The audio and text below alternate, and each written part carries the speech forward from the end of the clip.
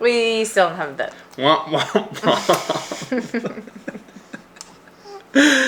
We're getting there. We're just not there yet. This process is taking forever, man. Who knew? It's harder than buying a house. It is. It is. Trying to coordinate everyone together, inspections or surveys, sea trials, and then work being done. No boat is perfect. Yeah. Especially when you're looking a few years back. We were hoping to close on July 3rd, but hey, we're going to be hopefully closing by the end of July, early August. Worst case, middle of August. I would say beginning of August, middle of August. I don't think let's set expectation for middle of August, and then the bar is set low. If we beat it, then we're happy. Right.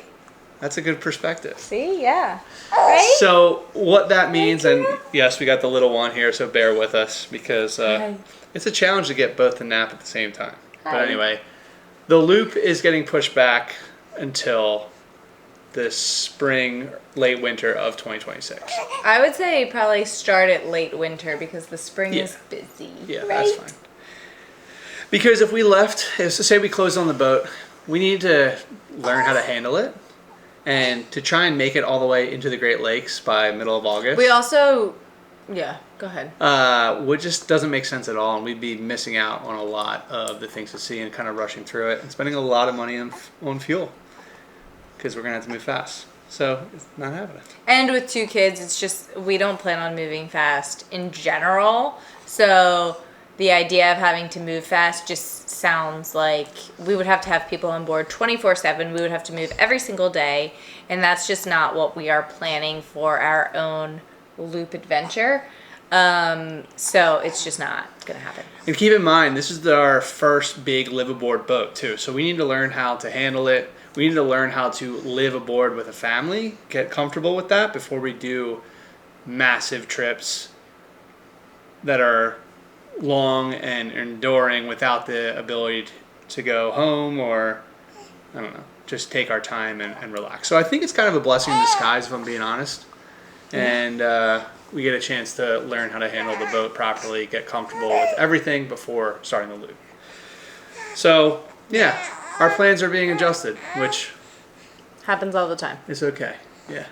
We don't really plan far in advance. But usually we actually kind of do. In terms of planning, yeah. In terms of planning, we usually have a Christmas market trip on the books. Last year we went on a cruise. We were usually planning. 2 years ago we'd be in Europe right now.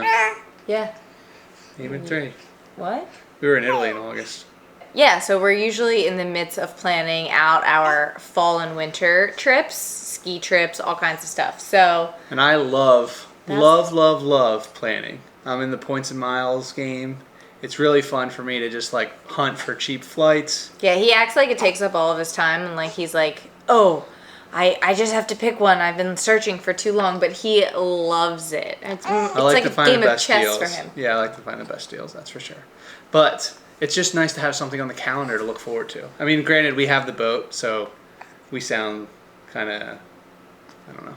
We're still looking forward to it. We're not looking forward to it, and I'm honestly excited to not have a whole bunch of vacation plans this year that are going to take us over the pond, but it's just enjoyable. Yeah.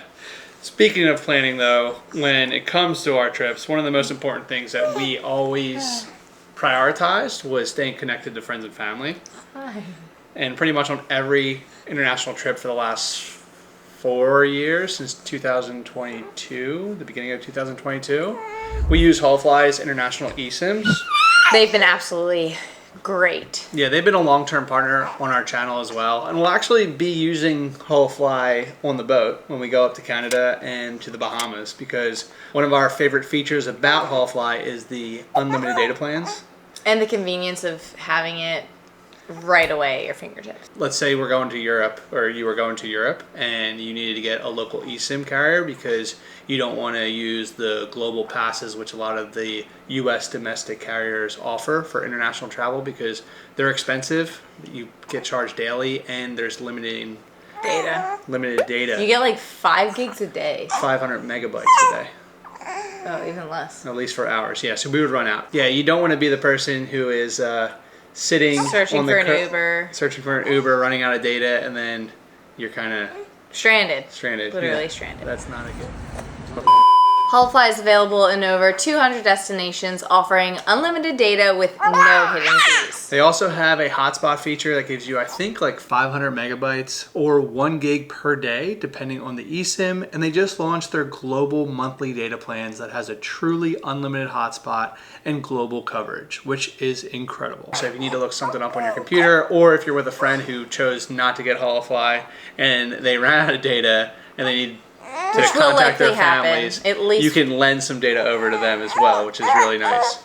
And then lastly, they have 24/7 chat support. So if you have any issues trying to get it activated at your destination, you can contact them directly. To further boost your confidence, if you purchase an eSIM, you have 6 months to request a refund. So if your plans change and you have to push your trip back a little bit, you have that flexibility, which is really, really nice. Lastly, they have a Trustpilot rating of 4.5 with over 57,000 reviews. So you can not just take our word for it, but take the words of thousands of others. And they sold over 10 million eSIMs worldwide. So if you have a trip lined up and you want to save some money and also not have to worry with unlimited data, then head to eSIM.holofly.com or head to their mobile app and use our coupon code Mathers on the Map for 5% off your order. Thanks again, Holofly, for sponsoring today's video and helping us plan all of our international trips. Time to get back to the loop talk. So, not doing the loop, right? Or the not loop talk. Or the not loop talk. Nice. K-N-O-T. Oh, not K-N-O-T. Not Get it? loop talk. Nice. Nautical. So we have this time frame that we need to figure out what we're going to do, which is the middle of August to throughout the rest of the summer, maybe into the middle of fall. The end of hurricane season, basically. Correct. What we did learn is that New Jersey is not an ideal place for a 50-foot yacht. We're not bringing it here. We are not bringing it here, which is a bummer. A bummer in the sense that we can't just go hang out on the boat for an afternoon. We can't, bring friends and family onto the boat. And then also we can't make upgrades close to home. Right. So the question is, how far north do we want to bring the boat? How close can we get the boat to home?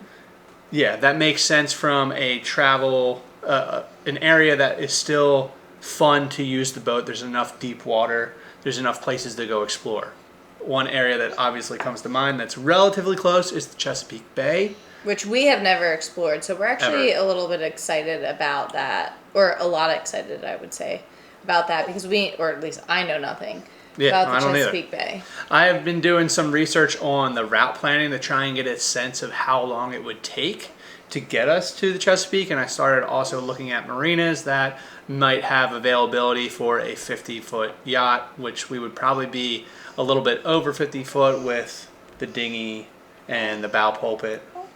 Yeah, but I heard that if you're 50 Well, foot... if you're a transient, but if you're getting a dock for a month or two, then you should probably be accurate on your true LOA.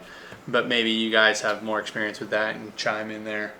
So the boat is currently in South Carolina, and do you want to walk through this little day-by-day itinerary? Sure. The goal is to not fly through. We would take our time, spend a couple weeks on board. And then this itinerary here is each leg.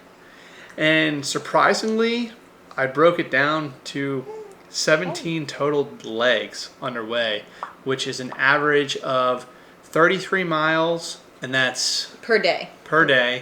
And then depending on how fast we're going, would look at either at an 8-knot pace, we're at averaging about 3.61, about 3.5 hours a day.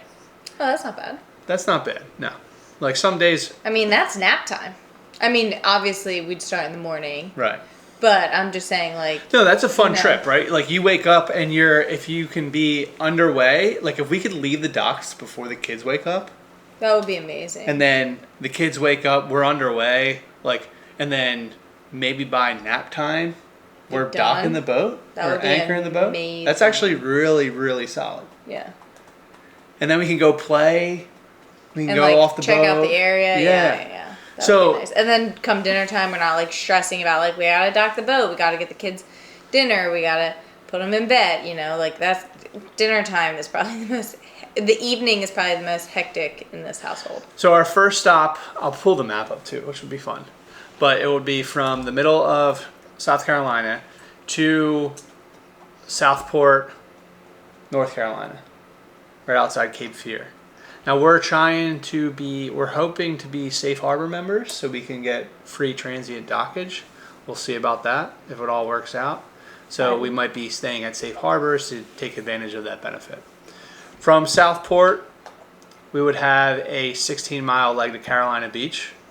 So this is one that could potentially be skipped and we can go straight to Wilmington area. You can see our friends, our two very good buddies, Tyler and Brian. And that would be so fun to hang out with both of them.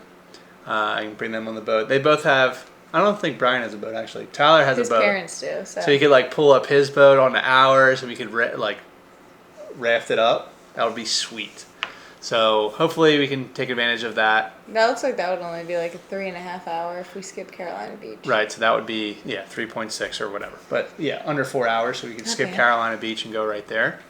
And then from the Wilmington area, there's an anchorage going northbound closer to the Outer Banks. It's called Miles Hammock, which is right before like a military base or something, and it's a pretty popular anchorage, which I would be pretty excited about that one. That is a 5 hour journey.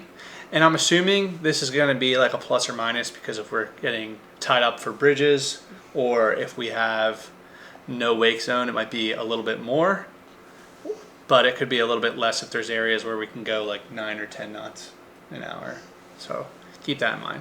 After that, we'll be arriving in Beaufort or Beaufort? Beaufort or Beaufort? I think Beaufort is north. Beaufort is south. I think you're right. Yeah. So that's a 48-mile leg. Yeah, 6 hours. 6 hours. That's a long day. That's a little long. And then from there, we're starting to go through the sounds and the river system. So we're going to skip the Outer Banks for now, but we would be heading from Beaufort, or is it Beaufort? Heading from Beaufort to Oriental, North Carolina, which is a 17-mile journey. And then is the big Arable Marl Sound. So this is one of the largest bodies of water that we'll have to traverse from Florida to the Chesapeake. Yeah, so we have, I forget what sound this is called. I can pull it up on the map here. But we have one sound, which is a 50-mile leg. And then from Belhaven to Alligator River, where is where you want to swim. I don't want to swim there. I don't know if there's alligators in there. I think it's just called it. Oh. Yeah, I don't think there's alligators. I mean, even if there's a small chance that there's alligators, you won't catch me anywhere near. I'm not even dipping the toes in. So that's going to be a 33, and that's an anchorage in Alligator River. So great, we're anchoring with them. Yeah, even better, right? And then from Alligator River, we would go to Coinjock. So there's two routes. One, you can go through the Great Dismal Swamp in Virginia. We're not doing that. Or you can go the eastern way through Coinjock, a little small town along the ICW. And this is our preferred route because we don't have any protected propellers and the or a large swamp keel. Apparently gets the draft is pretty low, right? And there's a lot of deadheads, so logs, floating debris in the water that you'll run into and could damage your prop. So we're not going to accept the risk there or take on that risk. So we're going to go the eastbound way. And then from there, we'll end up in Creeds, Virginia. There's a lot of free docks there, which would be right around the first lock of our journey. It's a relatively small lock from the research that I've done. 2 feet or 2 or 3 feet, yeah. So it should be a good little test, I guess. And hopefully we'll have some grandparents on board or someone on board to help with that scenario too. This is kind of where it gets kind of hairy because we're averaging about anywhere from like 20 miles through the Norfolk Chesapeake we could probably area. Put together Combined days. Yeah. And this is right around the naval base or the naval warships in Norfolk area, so I think that would be a really cool area for why he'll be super entertained through that whole that man journey. That little kid loves planes and yeah, there's so much to see for him, so that will be really, really fun, and we would be able to push through relatively quickly. So depending on how many days we want to spend there would determine the total duration of the trip. And then I don't have too much information on the Chesapeake either, because it's a potential area for us to go explore. So I'm not gonna.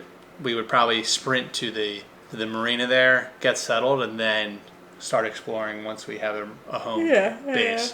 But highlights initially are Crisfield, Maryland, Solomons, Annapolis, and then where we hopefully can get a Ooh, marina. Annapolis. I'm excited to go to Annapolis. It'd be cool on a boat. That's for sure. So And the town's right outside of like the water, so you just but that dinghy over or dock over and walk, right? But yeah. So Crisfield to Solomons is like 40 miles. Then you got Solomons to Annapolis, another 40 miles. And then depending on how far north our marina is, could be 30 to 40 miles as well. And then getting out of the Norfolk area to Crisfield, that's an 80-mile journey. So that's our long day. A 10-hour day. This is assuming the weather window is perfect for 15 days. She just pooped? Or 2? I think so. Nice. Yeah. So that is assuming the weather window is perfect, which I highly doubt it will be, especially considering it's going to be August and September, which is hurricane season. I agree, but August and September are usually pretty good. It's usually not until October, November-y. The thunderstorms are already starting a lot, though. I'm loving it. Last night we had the craziest thunderstorm. How long did that go on for? I felt like a long time. It started at like 11-ish, I think, and then I don't know how long it went on for. I fell asleep, but yeah. It was so nice. So that's kind of our journey. If you guys have any recommendations on where to check out in Maryland or the Chesapeake area, then let us know, because that's kind of open right now, and happy to take on some advice and recommendations there. Yeah. And I'd love to hear then, it. so that's our summer plan, and then our winter plan is basically the marinas up in the Chesapeake will eventually close. So I think they go until October 31st, and then it starts to get pretty cold pretty quickly. So where do we go? How far south do we go? Do we take the boat out and put it on the hard? Honestly, the hard wouldn't be such a bad idea if we did that up in the Chesapeake. I know it's not ideal, but then we can start the loop up higher instead of going back down only to come back up. Yeah, it's... You probably heard that one. Do we need to pause and... I mean, or I just need to hold her like this until we're done. No pressure on the booty. Yeah, I mean, the one good thing about having it on the hard, you can do so much work and upgrades and not really have to worry about it, but it's going to be cold, and when boats sit, it's not ideal either. That's true. And then also, what are we going to do? I don't know. I want to use the boat and take advantage of warm weather and continue traveling, because if we're just homebound, I'm going to be like, let's go on a ski trip. Go on a ski trip, yeah, so. Yeah, I mean, I know, I get what you're saying. I just think that to drive it all the way back down, only to bring it right back up and then feel pressured. I feel like we're going to feel pressured next spring to be in a certain place by a certain time. And spring is kind of busy. But you could also argue if we're going south and moving and seeing what we want to see, we can cruise right up without kind of fly northbound because we've already hit that. True. But to your point, that's a waste of fuel. The good thing about it, though, is that if we didn't want to take our time, we could send me and my dad or me and a friend or two to just kind of haul and move the boat quickly and take it out in the ocean or something and just move. So there's a lot to think about, obviously, with this kind of Clearly we haven't delay. got that far ahead. No, we're doing it live. But we will officially start the loop in the late winter of 2026. The only additional good thing about starting the loops further south is that we will cross our wake sooner. I'm saying however far south we get along the loop, as soon as we turn around, that's the start of our wake, because that could be the starting point. As far south, got it. Right, as far south as we go. Got it. Yeah, I agree with that. I'm thinking more of if we don't bring it back down. Yeah, then South Carolina would be the spot. Got it. Yeah. We're aligned. We're just... Yeah. So that's the plan. It's the plan of attack. It's a complicated one, and there's just a lot. It's tricky and it's expensive. So we want to do this while trying to save as much money as possible, and Yeah. getting longer term dock slips is cheaper than getting weeklies or dailies. So Right. you Not know. to mention, we want to make some upgrades to the boat anyway, so being in one place for an extended period of time would make that a little bit easier. Then we could maybe get stuff shipped to the marina and things like that too to make it easier on us, so we're not just constantly like driving it down. We can maybe fly or, figure all that out. Yeah, close to an airport would be ideal. But lots to think about. That's our current route plan. Hopefully, we'll have the boat in a couple weeks. Next out, we have 2 boat tours lined up. Yeah, I'm excited. Really exciting. And then, Sorry we didn't have it for you this week, just didn't pan out. yeah, and then hopefully it'll be our own boat content. Yeah. We're getting there. We are getting there, guys. Thank you for being patient with us again. We really appreciate it. We're going to go tame to this little girl here. Say bye-bye. And we'll Say see you next bye-bye. week. See you next week.